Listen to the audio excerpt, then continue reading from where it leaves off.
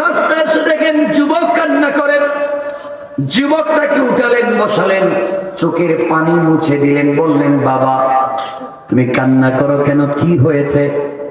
যুবক বলছে ভাই আমার মতো পৃথিবীতে আহাম্মক বেউকুফ অথবা গার নাই। তিনি বললেন নিজেকে এত অপরাধী ভাবতেছো কেন? এখনো তো বিশ্ব নবী দুনিয়ার জমিনে জিন্দা, যাই করি নবীজির দরবারে গেলে তো সব ঠিক হয়ে যাবে, তুমি কান্না করো কেন? যুবক বলছে বাইরে এত বড় অপরাধ করে ফেলেছি, এত বড় অন্যায় করেছি, আমার মন বলছে আমার মতো অপরাধী আসমানের নিচে জমিনের উপর আর নাই। আমার বললেন আমাকে কি বলা যাবে, কি করেছো? যুবক বলল আপনাকে বলে তো কোনো লাভ নাই, আপনি আমার জন্য কোনো উপকার করতে পারবেন না। হযরত ওমর বসে পড়লেন, যুবকের চোখের পানি দেখে নিজেও কাঁদতে লাগলেন। এবার বললেন বাবা বলো তোমার জন্য কি করতে পারি? এবার চলো, আপনি কি আমাকে রাসূল পাকের দরবারে নিয়ে যেতে পারবেন? আমাকে নবীজির দরবারে কি আপনি নিয়ে যেতে পারবেন? আমার বললেন নিয়ে যেতে পারবো, চলো। যুবকটাকে ধরে ধরে রাসূল পাকের বাড়ির কাছাকাছি পৌঁছে গেলেন। দরজার সামনে দাঁড়াইয়া যুবকটাকে বললেন বাহিরে দাঁড়াও, দেখি নবীজি কোন অবস্থায় আছে। রাসূলের সঙ্গে কথা বললেন, ইয়া রাসূলুল্লাহ, ইয়া হাবিবাল্লাহ, পয়গম্বর আরবি। একজন অপরাধী যুবক চৌরাস্তার মোড়ে গুনাহ করে, অপরাধ করে অনুতপ্ত হয়ে কান্না করতেছে। তার কান্নার কারণে চোখের জলে গালের মধ্যে কালো দুইটা দাগ পড়ে গিয়েছে, চোখ লাল হয়ে মনে হয় রক্ত বের হচ্ছে। তাকে আপনার দরবারে নিয়ে এসেছি, আমার কাছে কিছু বলতে চায় না, আপনার কাছে মনে হয় কিছু বলতে চায়।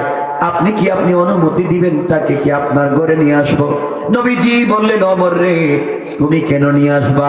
গুনাহ করতে পারে, অপরাধী হতে পারে, আমার দরওয়াজা পর্যন্ত চলে এসেছে, আমি নবীজি রহমতের নবী, আমি নিজে বের হয়ে অভ্যর্থনা স্বাগতম জানাই আমার ঘরে নিয়ে আসতে চাই।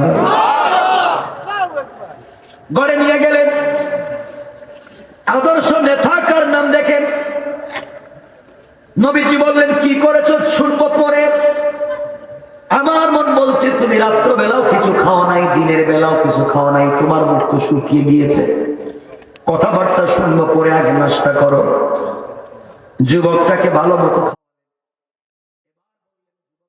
তুমি কি অপরাধ করেছো মনোযোগ দিয়ে শোনেন। এবার যুবক বলতেছে পয়গম্বর আরবি এত বড় অপরাধ করেছি আপনার কাছে বলতে পারবো না। নবীজি বললেন কি অপরাধ করেছো আমার কাছে বলো, প্রয়োজনে আমি তোমার ব্যাপারে তোমার পক্ষ থেকে আল্লাহর দরবারে আল্লাহর কাছে বলবো। আমি নবীজি এখনো জিন্দা, তুমি এত টেনশন করো কেন, বলো না আমাকে। যুবক বলছে পয়গম্বর আরবি আপনি বললেও তো আমাকে বের করে দিবে। নবীজি বললেন না বলো। যুবক বলছে হুজুর আমার গুনার মতো গুনার নাই। এবার নবীজি বলছেন যুবক বলো না তোমার গুনাহ কি? আল্লাহর 7টা আসমানের চাইতে বড়। যুবক বলছে পয়গম্বর আরবি 6ষ্ঠ আসমান, 7ম আসমান যতগুলা আছে সবগুলা মিলালে যত বড় হবে, আমার গুনাহ কিন্তু আরো বড়। এবার নবীজি বললেন যুবক বলো তোমার গুনাহ কি আল্লাহর সবগুলা জমিনের চাইতে বড়? যুবক বলছে পয়গম্বর আরবি আমার মন বলছে আমার গুনাহ আরো বড়। এবার নবীজি দাঁড়াইয়া গেলেন। যুবকটাকে বললেন যুবক কি বলো এত বড় গুনাহ কি মানুষ করে? যুবক রে বলুন আসমান জমিন একত্রিত করলে যত বড় হয়, তোমার গুনাহ কি তার চাইতে আরো বড়? যুবক বলছে পয়গম্বর আরবি আমার। এবার নবীজি বলছেন যুবক বলো তোমার গুনাহ কি আরশে আসিমের চাইতে বড়? যুবক বলছে হুজুর আমার মন বলছে আমার গুনাহ আরো বড়। আল্লাহর নবীজি বললেন বলো না তোমার গুনাহ কি কুরসি লৌহ কলমের চাইতে বড়? যুবক বলছে পয়গম্বরে আরবি, মন বলছে আরো বড়। এবার নবীজি বললেন, যুবক তুমি জবাব দাও, তোমার গুনাহ কি মসজিদ নামক মাঠের চাইতে বড়? যুবক বলছে পয়গম্বরে আরবি, মন বলছে আরো বড়। নবীজি বললেন, বলো না তোমার গুনাহ কি সিদরাতুল মুনতাহা সহ লাগায়া যেই জায়গা বড় ওখান থেকে কি বড়? যুবক বলছে হুজুর আমার মন বলছে আমার গুনাহ আরো বড়। এবার নবীজি বললেন, যুবক জবাব দাও, তোমার গুনাহ কি 7টা 8টা জান্নাতের চাইতে বড়? যুবক বলছে, খাউমাউ করে কাঁদছে আর বলতেছে, পয়গম্বরে আরবি আমার মতো গুনাহগারকে আল্লাহ কোন জান্নাতে জায়গা দিবেন না, আমার গুনাহ আল্লাহর জান্নাতের চাইতে বড়। এবার নবীজি বললেন, যুবক জবাব দাও, তোমার গুনাহ কি আল্লাহর 7টা জাহান্নামের চাইতে বড়? যুবক বলছে, পয়গম্বরে আরবি আমার মন বলছে আমার গুনাহ তো আরো বড়, আমার মতো গুনাহগার কি জাহান্নামে দিলে হবে না, আরো বড় জাহান্নাম লাগবে। এবার নবীজি যুবকের 2 হাত ধরলেন আর বললেন, যুবক জবাব দাও, আসমান জমিন জান্নাত জাহান্নাম আরশ কুরসি সব একত্রিত করলে যত ভিতরে মৃত লাশের সঙ্গে জিনা করেছি, কোরআনের হাফেজার সঙ্গে জিনা করেছি, তাহাজ্জুদ ওয়ালার সঙ্গে জিনা করেছি, যেই মেয়েটাকে আজ পর্যন্ত কেউ দেখে নাই জিনা করেছি। ও পয়গম্বর আরবি, জিনা করে আমি যখন কবর থেকে বের হয়ে যাব, এমন সময় শুনি আমার কানে আরেকটা আওয়াজ শোনা যায়। আমার মন বলছে মেয়েটা জিন্দা হয়ে কথা বলতেছে, মেয়েটা যেন জীবিত হয়ে কথা বলতেছে। মেয়েটা আমাকে ডাক দিয়ে বলতেছে, যুবক তোর মতো আসলে আহাম্মক আর নির্বোধ কেউ নাই। ও যুবক, তুই কয়েক মিনিটের আনন্দের জন্য আমাকে অপবিত্র করে দিলে যুবক রে। দুনিয়ার জমিনে নিজের সতীত্বের হেফাজত করে কবর পর্যন্ত আসলাম, পৃথিবীর কোন মানুষ আমাকে স্পর্শ করবার সুযোগ পায় নাই, পৃথিবীর কোন মানুষ একটা সেকেন্ড আমাকে দেখতে পারে নাই, সারা জীবন পবিত্র থেকেছি, আজ তুমি আমাকে অপবিত্র করে দিয়েছ। ও যুবক, আমার মন বলছিল পবিত্র অবস্থায় আল্লাহর সামনে দাঁড়াবো। যুবক রে, তুমি আমাকে অপবিত্র করে দিয়েছ, আমি মৃত, আমি বাধা দিতে পারলাম না, আমার আত্মীয় স্বজন কেউ দেখলো না। যুবক রে, তোমার ভিতরে কি আল্লাহর ভয় নাই? তোমার ভিতরে কি মৃত্যুর ভয় নাই? তোমার ভিতরে কি কবরের ভয় নাই? যুবক, এমন একদিন আসবে যেই দিন আল্লাহর আদালতে তোমাকে আসামি বানাইয়া দাঁড় করাইয়া দিব। আমি মজলুম আর তুমি জালেম, আল্লাহর দরবারে তুমি জালেমের বিরুদ্ধে নালিশ করব। ও যুবক, আজ তো কেউ দেখে নাই, কিয়ামতের দিন হাজার কোটি কোটি কোটি কোটি মানুষ দিব, তখন কিন্তু তোমার বিচার হবে। যুবক, তোমার ভিতরে কি আল্লাহর ভয় নাই? কেমনে তুমি এমন নাফরমানি করলে? কেমনে তুমি আমাকে অপবিত্র বানাইয়া দিলে? পয়গম্বর আরবি কথাগুলো আমার কানে আসবার পরে সত্যি আমার ভিতরে ভয় ঢুকে গিয়েছে। আসলে আমি কি করলাম? অপরাধ তো কম করিনি, বড় অপরাধ করে ফেলেছি। শুনতে শুনতে ভয় ঢুকে গিয়েছে।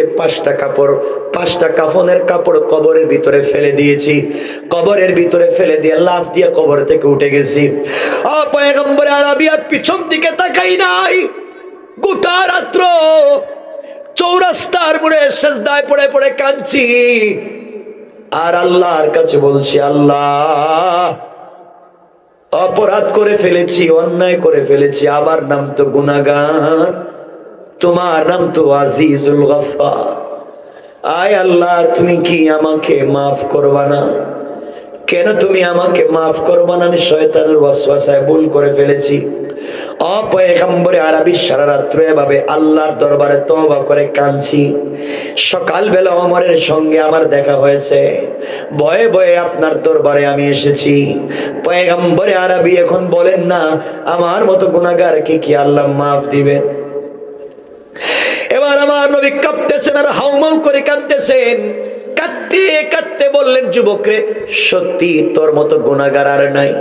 আমার মন বলছে এত বড় অপরাধী তো আর কেউ নাই। একদিকে জিনা করেছ, অপর দিকে কবরের ভিতরে জিনা করছ, তাও মরা মানুষের সঙ্গে জিনা করছ। আর তুমি তো কবরের ভিতরে জিনা করছো, তাও হাফেজ কোরআনের সঙ্গে জিনা করছো, আল্লাহ ওয়ালা তাহাজ্জুদ ওয়ালা বান্দির সঙ্গে জিনা করছো।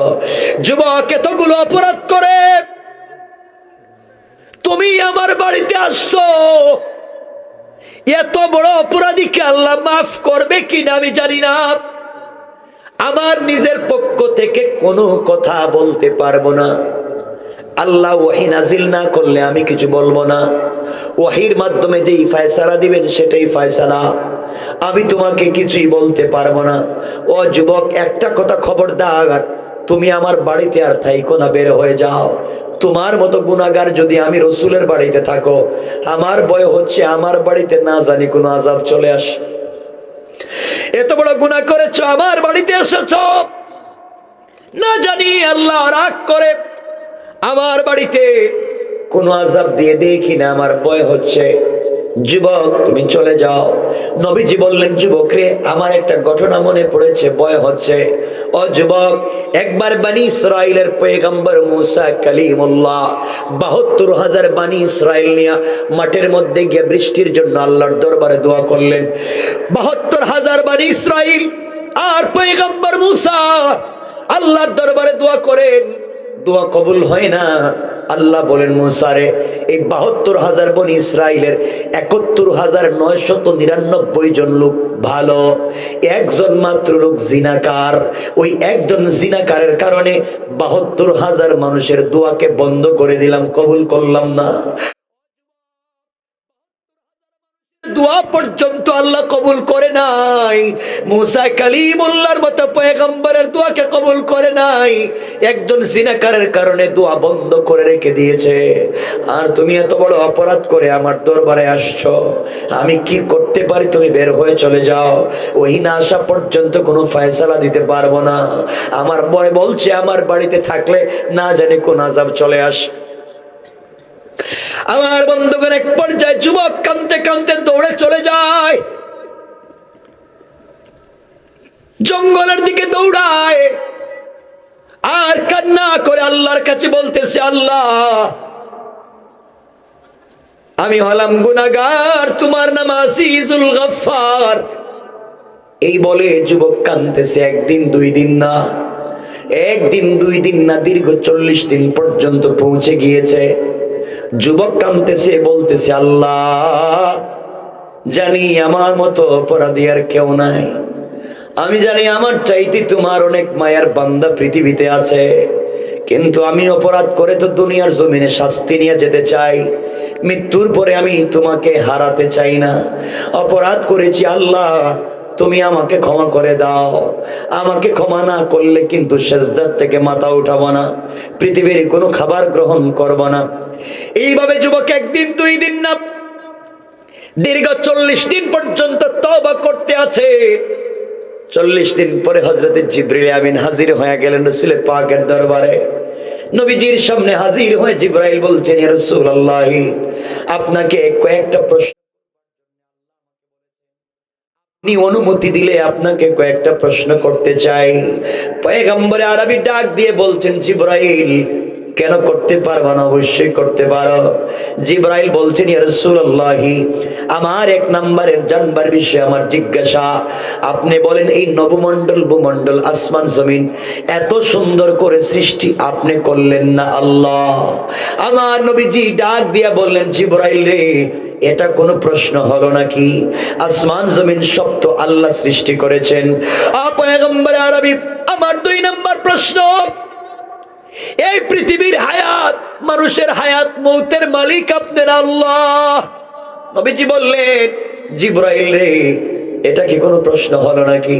পৃথিবীর মানুষের হায়াত মৌতের মালিক তো একমাত্র আল্লাহ।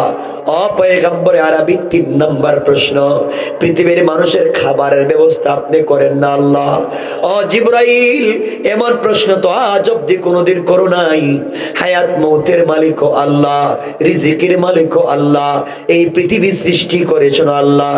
এবার জিবরাইল বলছেন, পয়গম্বরে আরবি, আমার 4 নাম্বার জানবার বিষয়, কোন মানুষ যদি গুনাহ করে, কোন মানুষ যদি অপরাধ করে, কোন মানুষ যদি অপরাধ করে, মারাত্মক অপরাধ করে, তাকে মাফ আপনি করবেন না আল্লাহ। আমার নবী বলছেন, জিবরাইল রে, কোন মানুষ যদি অপরাধ করে, অন্যায় করে, মাফ তো করবেন আল্লাহ, আমি তো কিছুই না, মাফ করবেন আল্লাহ। আবার জিবরাইল বলছেন, পয়গম্বর আরবি জানতে চাই, কয়েকদিন আগে একটা যুবক কবরের ভিতরে তাকে বের করে দিয়েছেন, আপনি বের করে দিয়েছেন, ওহী আসে নাই, কোনো ফয়সালা দিবেন না, দিতেও পারবেন না, এই জন্য আপনি বের করে দিয়েছেন। পয়গম্বর আরবি, আজ আল্লাহ জানিয়ে দিয়েছে, কেউ যদি অন্যায় করে, গুনাহ করে, গুনাহ করলে পিতা মাতা সন্তানকে ঘর থেকে বের করে দিতে পারে। অন্যায়ের কারণে টিচার তার ছাত্রকে ক্লাসরুম থেকে বের করে দিতে পারে। অন্যায় করলে পীর তার মুরিদকে বের করে দিতে পারে। অন্যায় করলে রাষ্ট্র তার নাগরিককে যে কোনো কারণে বের করে দিতে পারে। অন্যায় করলে কোন নবী তার উম্মতকে বের করে দিতে পারে। কিন্তু আল্লাহ বলেছেন, আমার বান্দা যত অপরাধ করুক না কেন, যত গুনাহ করুক না কেন, আমি আমার বান্দাকে 1 মিনিটের জন্য আমার দরবার থেকে ফিরাইয়া দেই না। আল্লাহু আকবার বলেন, আল্লাহু আকবার। পয়গম্বর আরবি, আল্লাহ বলেছেন, যত বড় গুনাহগার হোক না কেন আল্লাহ ক্ষমা করে দিবেন। আল্লাহর কাছে চাইলে আল্লাহ মাফ করে দিবেন। এই লোকটাও আল্লাহর কাছে মাফ চাইছে, তো রব মাফ করে দিচ্ছেন। এই কথাগুলো বলার জন্য আমার আল্লাহ আমার তেলাওয়াতকৃত আলোচ্য আয়াতে বললেন, ওয়াল্লাযীনা ইয়াকুলুনা রব্বানা সরিফ আন্না আযাব জাহান্নাম ইন্না আযাবাহা কানা গরামা। আল্লাহ বললেন, বান্দারে, অপরাধ করে ফেলেছ, গুনাহ করে ফেলেছ, বহুত অপরাধ হয়ে গিয়েছে। সাকারাত শুরু হয়ে যাওয়ার আগে, মালাকুল মউত পৌঁছে যাওয়ার আগে, আজরাইল চলে আসার আগে, যেই বান্দা আমি আল্লাহর দরবারে হাত উঠে ক্ষমা চাইবে, ক্ষমা চাইতে দেরি হবে, আমি আল্লাহ তাকে মাফ করে দিতে 1 মিনিটও দেরি হবে না। কোন সুবহানাল্লাহ।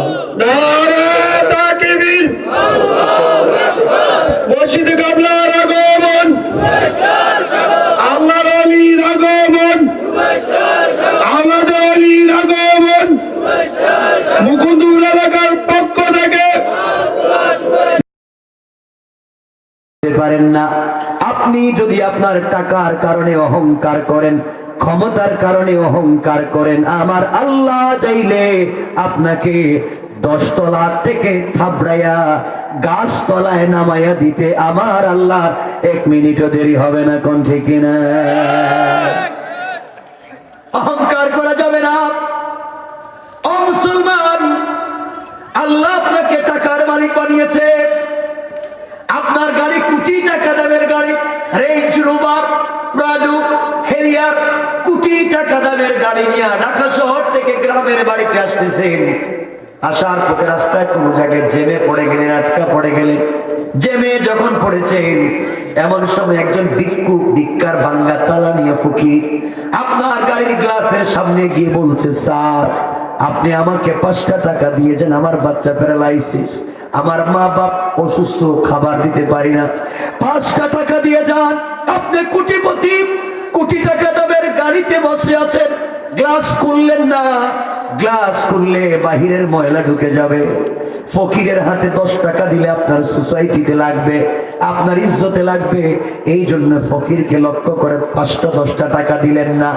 অথচ আপনি আপনার বন্ধু বান্ধবদেরকে নিয়ে আড্ডা মারার জন্য যখন কেএফসিতে বসেন, চাইনিজে বসেন, রেস্টুরেন্টে বসেন, নাস্তা করবার জন্য বসেন, 2, 4, 5,000 টাকা বিল তুলেন।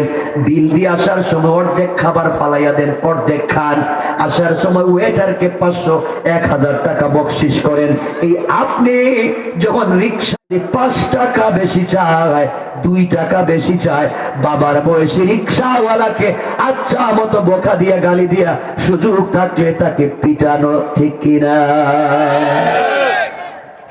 কেমন চরিত্র আপনার? জায়গায় এক এক ভাবে।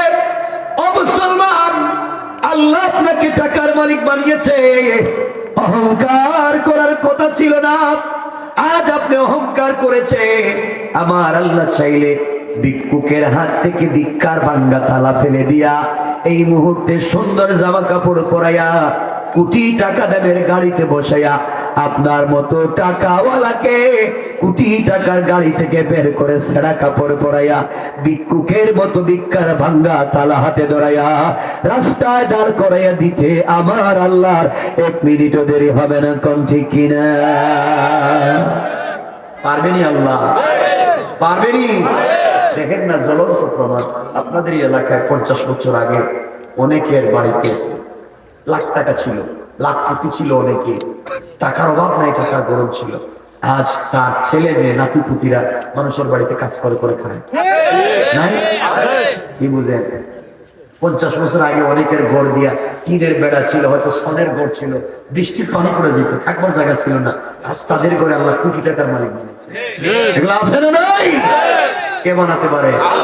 আওয়াজ করে বলেন কে? এই জন্য অহংকার করা যাবে। আজকে কম কেন? আপনার কষ্ট হইতেছে মনে হয়? অসুবিধা হচ্ছে আপনাদের? অসুবিধা আমি তো হিসিনতে আছি। অসুবিধা হচ্ছে? আমার এক জায়গায় অসুবিধা আছে, সেটা হলো এই যে আপনাদের এখানে অনেক আছে হুজুর, মসজিদের ইমাম সাহেব এক খুশি। একজন ইমাম সাহেব কি কোনোদিন দুয়ার সময় হাত উঠে বলছে, আল্লাহ আমার মসজিদের মুসল্লিদের কপালে ঠাডা বানা? ইমাম সাহেব দোয়া করে, আল্লাহ আমার মুসল্লির হায়াত বাড়াও, রিজিকে বরকত দাও, আমারও ভালো ভালো খাওয়াইবে। ঠিক না? হে মুসল্লি, ইমামের পিছনে নামাজ পড়লো, ইমাম সাহেব তার জন্য দোয়া করলো, আর মসজিদ থেকে বাইরে সার দোকানে গিয়ে কয় ইমাম সাহেব ভালো না। কথা বলবেন আছে না? নাকি সমাজটা কেমনে নষ্ট করবে? আল্লাহ, আমি চিন্তা করি না। বুঝো ভাই, যুবক তোমাদেরকে বলছি, আশা করি তোমাদের কথা কিছু কম, কারণ তোমাদের চুল অনেকের দেখছি আজকে বাংলা লিঙ্ক কাটে, ওখানে দেখলাম আছে নাই, চিন্তা করলাম সমস্যা কি, হাত দিয়ে দেখলাম এখানে সমস্যা, দেখলাম এখানে নাই, মনে নোংরা করতে মধ্যখানে দেখি মামা সেইটার মনে হচ্ছে। বর্ষ এগুলা কি শুরু করছো? সমাজরা কেমনে নষ্ট করতে চাও? যুবকের আজকে আছে, মুরব্বী বাবা আপনারা তো বুঝতেছেন না, এই যে ছেলেপেলেরা আছে না, এরা যে কত খারাপের খারাপ হয়েছে, এরা আছে আর তাদের গার্লফ্রেন্ড আছে, ঠিক কিনা? এটা ঠিক বুঝে গেল, এটা ঠিক বুঝে খারাপ কাজ যা করি সব কই ঠিক বুঝতেছি না তো আজকে, বুঝো আজকে বসো, তোমাদেরকে বুঝাবো তোমরা কত খারাপ হয়েছে। 1 নাম্বার গুণ অহংকার করা। সবাই বলে আজকের থেকে আমরা অহংকার করব। এইটা দেখলাম, আমি নাম বলবো না, আমি এগুলো পছন্দ করি না। 3-4 দিন আগে পত্রিকা দেখলাম, ফরিদপুর মেডিকেল কলেজে বাংলাদেশের একজন বিশিষ্ট শিল্পপতি প্যারালাইসিস হয়ে পঙ্গু হয়ে পড়ে গেছে, অসুস্থ হওয়ার পর বৌদি বুঝিয়েছে, বাচ্চাগুলো বাবার পরিচয় দিতে চায় না, বাপ করে রয়েছে, শেষ পর্যন্ত ওকে বৃদ্ধাশ্রমে দেওয়ার জন্য চেষ্টা করা হচ্ছে, কিন্তু কি নামে দেওয়া হবে? একজন মানুষ এসে 500 টাকা দিয়ে চিকিৎসার ব্যবস্থা করতেছে, ডাক্তার সবাই মিলে তার চিকিৎসার ব্যবস্থা করতেছে, অথচ শিল্পপতি। এই বাংলাদেশে কোথায় দিচ্ছে? দুনিয়া কিনিবা খারাপ বুঝবে, আরো সামনে যায়। আল্লাহর গোলামের 2 নাম্বার গুণ আমার আল্লাহ বললেন, ওয়াইদা খাতাবাহুমুল জাহিলুন ক্বালু সালামা। আল্লাহ বললেন, মুসলমানেরা এই দুনিয়ার জমিনে যারা আমি আল্লাহর গোলাম দাবি করবে, আশিক রাসূল দাবি করবে, আমি আল্লাহর গোলাম নিজেকে মনে করবে, আমি আল্লাহর গোলামের 2 নম্বর গুণ হলো আমার গোলামকে কেউ গালি দিলে গালির জবাব দিবে না, মারলে মারের জবাব দিবে না, গীবত শিকায়ত করলে জবাব দিবে না, বরং আমার গোলামকে,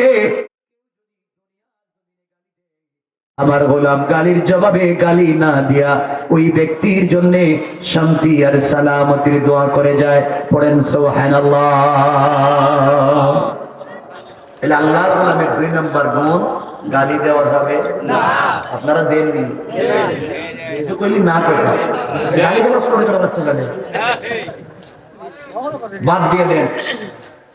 আপনারা তো দেখেন কথার নাম লতা, আমার আলোচ্য বিষয়ের বাইরে যাইতে চাচ্ছি না, আয়াতের বাইরে কোন কথা থেকে কোন কথা চলে আসে। গালি দেয় না, সমাজ নষ্ট করতে করতে এমন এক জায়গায় নিয়েছে। আজকাল এলাকার ফিতনা হয়েছে, কে নাবির নিচে হাত বাঁধলো, কে বুকের উপরে হাত বাঁধলো, কে কলিজার উপরে হাত বাঁধলো, কে মাথার উপরে হাত দিল, কে জুড়ে আমিন বললো, কে আস্তে আমিন বললো, কি ইয়া নবী সালাম আলাইকা বললো, কি ইয়া নবী সালাম আলাইকা বললো, কে নবীরে মাটির তৈরি করলো, কে নবীরে নুরের তৈরি করলো, হি নিয়ে মাই মাই মাই কিসের ফিতনা, সব বাদ দাও। আজ ফিতনা করতে করতে আর কি করতেছেন ভাই? 2 ভাই একই ঘরে থাকে, একই টেবিলে খাবার খায়, একই বাড়িতে ঘুমায়, কিন্তু নামাজ পড়ে 2 মসজিদে না। এগুলা কি চান আপনারা? ফিতনা সব বাদ দাও, সব ফিতনা ভুলে যাও। যারা আমার আল্লাহকে আল্লাহ তাওহীদ মানে, যারা রাসূলের রিসালাত মানে, যারা আমাদের জবাই করা পশুর গোশত খায়, যারা আমাদের কিবলার দিকে মুখ করে নামাজ পড়ে, আর যাই হোক তারা আমাদের ভাই। বলেন তারা আমাদের কি? আর মারামারি করেন না, বাদ দেন। আল্লাহর গোলামের 2 নাম্বার গুণ, গালি দেওয়া যাবে না। এবার আসেন আল্লাহর গোলামের 3 নাম্বার গুণ সংক্ষেপ করে করে সামনের দিকে চলে যায়। আল্লাহ বললেন, আল্লাহ রাব্বুল ইজ্জত ওয়াল জালাল বললেন, ওয়াল্লাযীনা ইয়াবিতুনা লিরাব্বিহিম সাজ্জাদাও ওয়া কিয়ামা।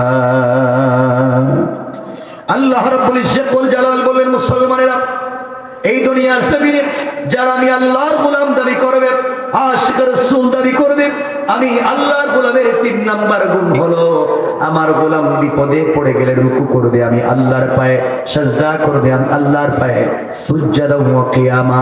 বান্দা সিজদা দিবে আমার জন্য, দাঁড়াবে আমার জন্য, সুতরাং সিজদা হবে কার পায়ে? সুতরাং আজকালকে যারা আল্লাহর পা ছাড়া পীরের পায়ে সিজদা করে, মাজারে মাজারে গিয়া সিজদা করে, আল্লাহর কসম, আল্লাহর কসম, আল্লাহর কসম, তারা আল্লাহর গোলাম হতে পারে না। আওয়াজ শুনলেন কেন? সবাই বলেন ঠিক না? আওয়াজ বললে কারবারে ঠিক না আছে নাকি? সুজদা ওয়া কিয়ামা, সিজদা হবে কার জন্য? আল্লাহ। রুকু হবে কার জন্য? আল্লাহ। দাঁড়াবো কার জন্য? আল্লাহ। কার জন্য? সুজদা ওয়া কিয়ামা। তাইলে পীরের পায়ে সিজদা দেন কেন? কিছু কয় না? নাই? মাজারে যায় না কেউ? যায় না, বুঝছি বেড়ে উঠা সিলেট শহরে। আমার বাসার কাছেই তো শাহজালাল নজরুদ্দিন আমিনীর কবর। শাহজালাল জবরদস্ত আল্লাহর ওলি, সন্দেহ নাই। শাহপুরার জবরদস্ত আল্লাহর ওলি, সন্দেহ নাই। মনে রাখবেন, তারা মরে গেছে। মরা মানুষ কিচ্ছু করতে পারে না, কথা বলেন না, কিচ্ছু করতে পারে না। শাহজালাল চাইলে আজকে রাত্রে 2 রাকাত নামাজ পড়তে পারবেন না? বলেন পারবেন না? আব্দুল কাদের জিলানী চাইলে আজকে কোরআনের 2টা আয়াত তিলাওয়াত করতে পারবে না? পারবেন না। কিন্তু আপনার এলাকার চুর, আপনার এলাকার ডাকাত, আপনার এলাকার ফেন্সিডিল খাওয়া বদমাইশ ছেলেও যদি চায়, আজকের সারা রাত আল্লাহর কদমে সিজদায় পড়ে থাকতে পারবে। পারবে না? পারবে না? হায়াতে জিন্দেগির এতটুকু দাম, আমি জিন্দা।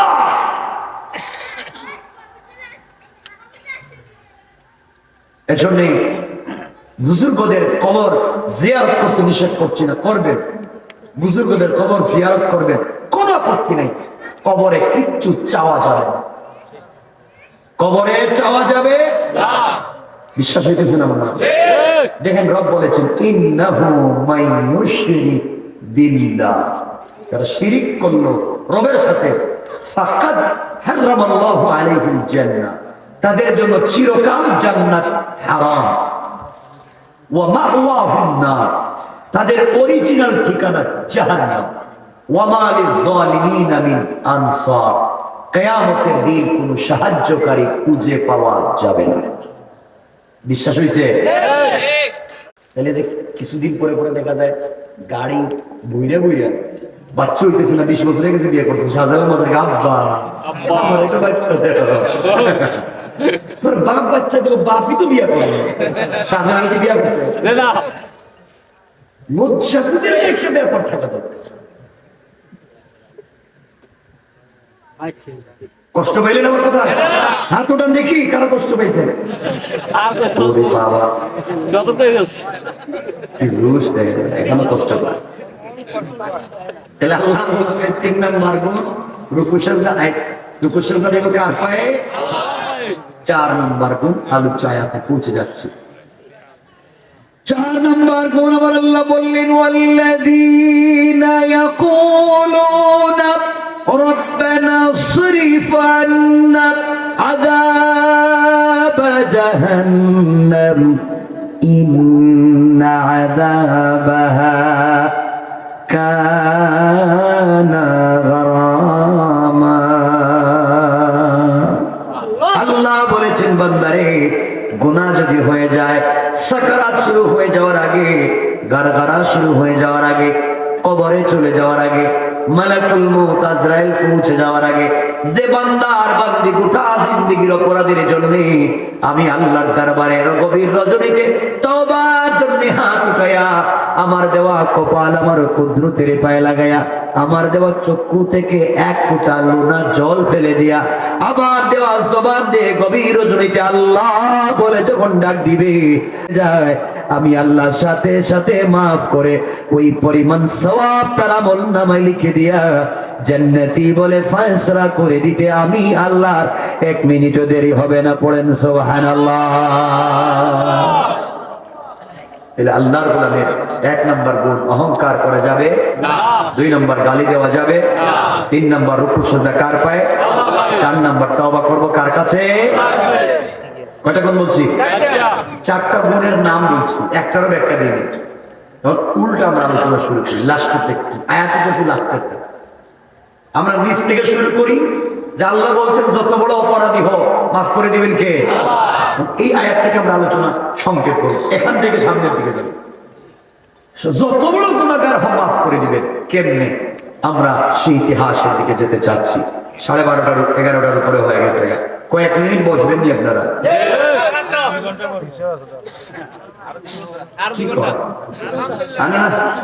আপনাদের ডায়াবেটিস নেই?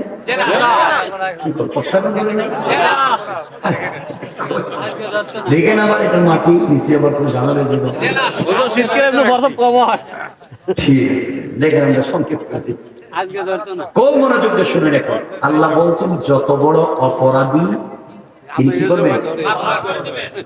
আমরা এদিকে যাই। আমার মুসলমান বন্ধুগণ গভীর মনোযোগ, চমৎকার কথাগুলো শুনেন। শেষ কথা, আল্লাহর পয়গম্বর আখিরি জামানার নবী সরকারে কায়নাত দো জাহানের সরদার রাসূলুল্লাহ সাল্লাল্লাহু আলাইহি ওয়াসাল্লাম পৃথিবীর জমিনে জিন্দা, দুনিয়ার জমিনে জিন্দা। এমন সময়ে নবীজি এখন পর্যন্ত পৃথিবীতে বেঁচে আছেন। আমার ভাইরা, হযরত ওমর ফারুক রাদিয়াল্লাহু তাআলা আনহু নবীজির পিছনে ফজরের সালাত পড়লেন। সালাত পড়ার পরে বাড়িতে পৌঁছে গেলেন, নাস্তা করলেন। নাস্তা শেষ করে দিয়া আমার নবীর বাড়িতে আসতেছেন, নবীজির সঙ্গে কিছু কথা বলবেন, মাসআলা জানবেন, জ্ঞান অর্জন করবেন। এই জন্য হযরত ওমর ফারুক রাদিয়াল্লাহু তাআলা আনহু নবীজির বাড়ির দিকে আসতে শুরু করলেন। কিছু দূর আসার পরে দেখেন চৌরাস্তার মোড়ে একটা যুবক ছেলে, সুন্দর চেহারা, বয়স খুব বেশি না, চমৎকার চেহারার একটা যুবক চৌরাস্তার মোড়ে সেজদায় পড়ে চিৎকার করে করে কান্না করতেছে। তার কান্নার আওয়াজে মনে হয় পৃথিবীতে তার মতো হতভাগা আর নাই। এত বেশি বেশি যুবকটা কান্না করতেছে। ওমর ফারুক রাদিয়াল্লাহু তাআলা আনহু পৌঁছে গেলেন। ওমর তো এই জিনিসের নাম, নবীজি বলেছেন আসাদুহুম ফি আমরিল্লাহি ওমর। ওমর তো শক্ত দিলের মানুষ, কোন কথা বললেই দিল নরম হয়ে যায় না, কিছু বললেই চোখ থেকে পানি আসে না। ওমর তো ওই জিনিস যাকে রাস্তা দিয়ে যায়, ঠিক না? এই জিনিসের নাম হযরত ওমর। ওমর তো এমন এক ব্যক্তিত্বের নাম, একবার মদিনায় ভূমিকম্প শুরু হয়েছে। ওমর ফারুক তরবারি হাতে নিলেন, নাঙ্গা তরবারি হাতে নিলেন, মদিনার মাটিতে তরবারি ঢুকাইয়া দিলেন, আর ডাক দিয়ে বললেন, মদিনার মাটি রে, এখন পর্যন্ত আমি রাসূলের সৈনিক ওমর মাটির উপরে জিন্দা, মাটির নিচে এখন পর্যন্ত হায়াতুন নবী জিন্দা নবী রাসূলের পাক মদিনার মাটির নিচে আছে, আমি মাটির উপরে আছি, কেমনে সাহস হলো তুমি নড়াচড়া করো? এই বলে তরবারি ঢুকাইয়া দিয়েছে। মুফাসসিরিনে কেরাম বলেন কিয়ামত পর্যন্ত আর মদিনায় কোনোদিন ভূমিকম্প হবে না। আল্লাহু আকবার। ওমর তুই জিনিসের না।